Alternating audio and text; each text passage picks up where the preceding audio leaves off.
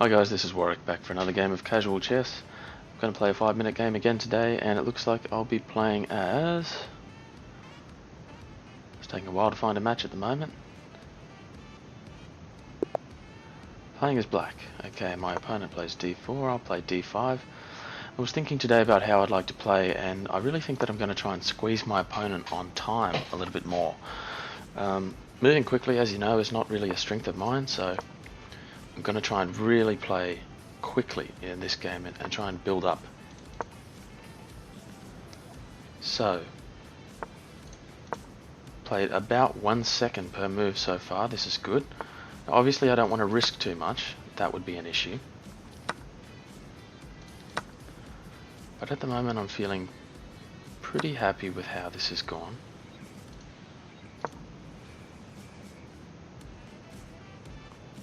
Not the best sequence of moves or the worst. My center control could be slightly stronger, but that's alright. Okay. I'm going to play e5, hoping that a pawn takes, I can retake. I kind of thought that might happen. I'll simply play na5. Will I take? No, I don't think I will.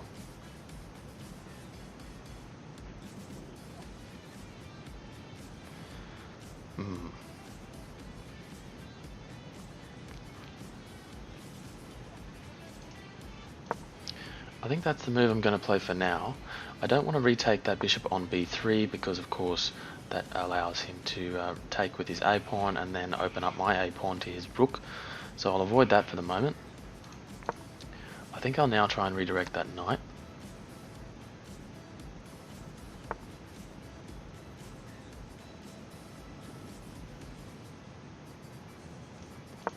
And I'll redirect to g6 rather than look to play something like c6 and then upon takes retake with that knight. In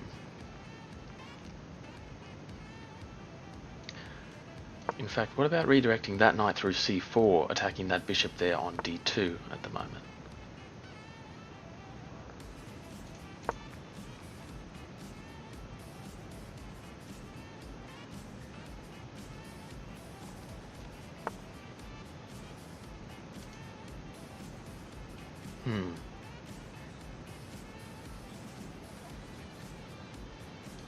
I don't see a good way for him to really use that knight there on the b5 square. He'll probably have to drop back. Alternatively, yeah, there we go, a4. That's kind of what I was expecting. Alright.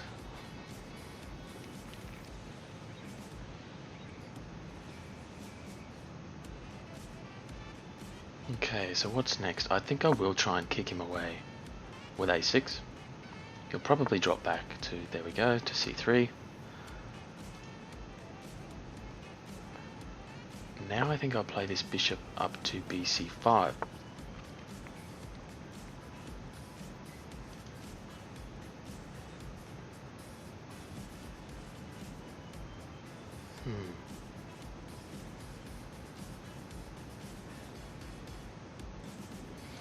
Look, I'll redirect to nd6. Not playing as quickly as I would like, so I'm going to try and speed up a bit. I'll simply drop that back there. Although I don't have a great amount of development and advancement towards the center of the board, I am feeling pretty secure here. I'd happily accept that trade-off there with that that knight. That would.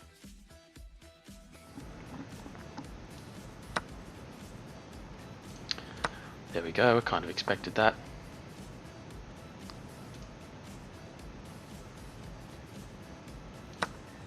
He's given away a bishop there, unless I've missed something. Okay. Now, upon retakes, there's got to be some risks here, something I'm not seeing.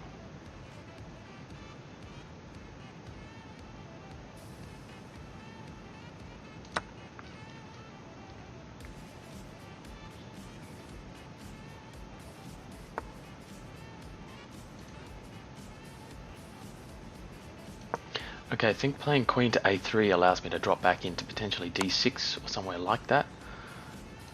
Okay. Not ideal. but I think we are pretty well defended here. Really wanting to redirect that queen back to d6, that's relative safety there. Don't see a way to do that. Okay, that is unfortunate.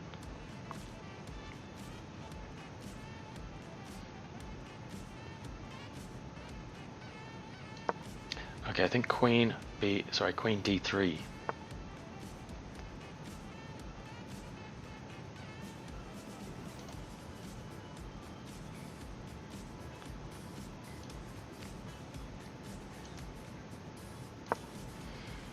Rook he8, trying to kick that queen away.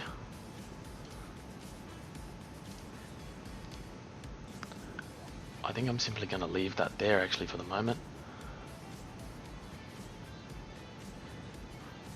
I will redirect this knight to nf4 now and threaten h3 with check, or alternatively e2 with a fork on a rook, and here we go.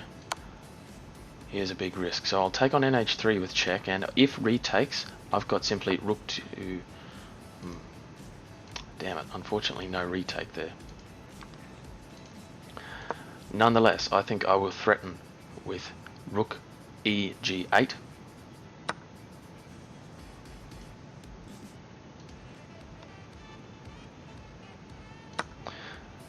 Taking n takes f2 really threatens ng3. Okay, he's retaken. However, I've now got the queen pin to the king. Takes, retakes, and now I think we'll be able to find some relative safety in this game.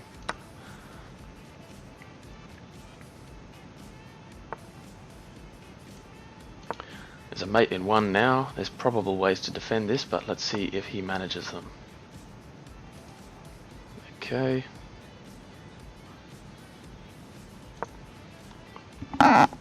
"55 seconds on my clock, still to go. I'm going to ignore that for the moment.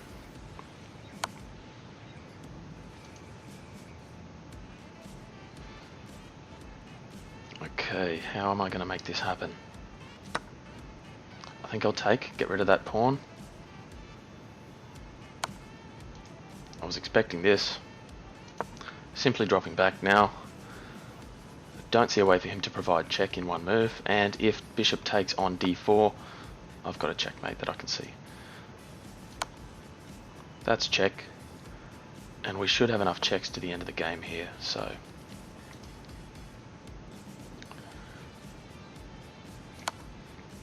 Checking again. Now if king e1, that's checkmate.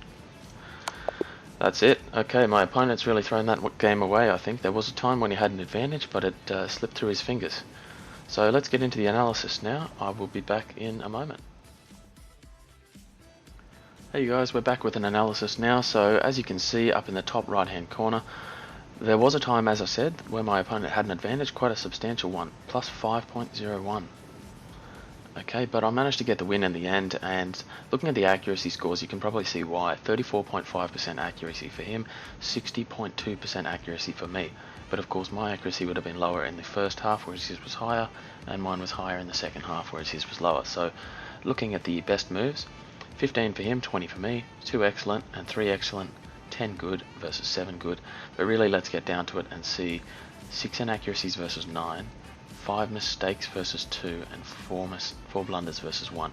So it's those blunders and the mistakes that really cost him. We both had a pretty similar amount of inaccuracies. Now let's actually get into it. You can see pretty substantially that I didn't get good center control. So checking around here, you can see that my opponent managed to control the center better than me. I developed slowly. I played queen to e7, which really didn't do enough. I probably should have placed my queen on d7, the analysis is saying, so that after castle's queenside, I'm probably stacking up there on the d file. I think that was the idea. Flicking ahead, again my opponent got ahead of me in terms of development, but the real issue was I allowed myself to be constrained, especially by his advancing pawns in the center of the board, that pawn on the d5 square in particular, which is heavily defended by the bishop on c4 and the knight on c3, as well as the queen on f3. So look, skipping ahead, I managed to wind that back down through a series of blunders by my opponent. Looking about now, you can see that that was a big blunder there. So playing h3. Now this allowed me to kind of get my my knight over there from the A file back into the game. That was a mistake, sorry, an inaccuracy. But after I managed to sort of play best moves fairly consistently, I was able to just bring that gap between us back down, bring it closer to the center, and then you can see the real issue for my opponent was about here. He threw away that bishop, so it was actually a big blunder here to play bishop c to e3. After that, he's thrown away his bishop. That allows me to take, and although he can try and defend, he just simply wasn't going to get back in the game. Now looking at the issues though, there was a time, even once I managed to get that advantage after the thrown away piece, when my opponent, after I played a blunder, got the advantage back again. Now why is this? Checking the analysis here, I've actually gone ahead. So it's saying queen a3 is a blunder, because if he didn't blunder by playing queen g4 in return, he simply could have played the following. Rook takes b5, and after retakes, if that was the natural move, it's suggesting queen takes. Now you'll see why. Because after rook takes c7, king takes. Now bishop b6 with check. What's crucial about this move is not that it actually skewers the king and the rook here on d8, but that it opens up his queen to take my queen on a3. So although this is a bit of a complex sequence of moves for someone who's fairly early on in their chess career to see, the fact of the matter was that it was throwing my queen away if I failed to act appropriately here, as I did. So after rook takes b5, a takes b5, rook takes, putting my king in a position where he's vulnerable to check from his bishop, and after that check, losing the queen. kd7, queen takes a3. Anyway, we didn't go down that path. My opponent didn't see that. Thankfully, after my blunder, he blundered in return, and after queen a3, queen g4. This allowed me to find a way out.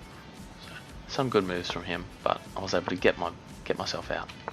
After a couple of kicks, we really managed to open up threats because he got greedy with the pawns, especially on g7 and h7. So it was game over from there. Not too bad, but I'd like to control that earlier game. I lost some advantage there, and I allowed him to really rack that up quite early on. I told myself I was going to play quickly, and perhaps that's why. But look, a lot to be learned. I think I'm just going to play my more natural style in the future. Alright guys, so look, that's probably enough for today. So skipping ahead to the end, you can see I got my checkmate there on the e2 square, the queen supported by the knight on g3, and it was really driven by inaccuracies, pretty up and down. Alright, well look, I'll catch you guys in the next one, and thanks for watching this. If you'd like to subscribe or like the video, I'd appreciate that, but don't mind either way. I'll be back again tomorrow. Thanks.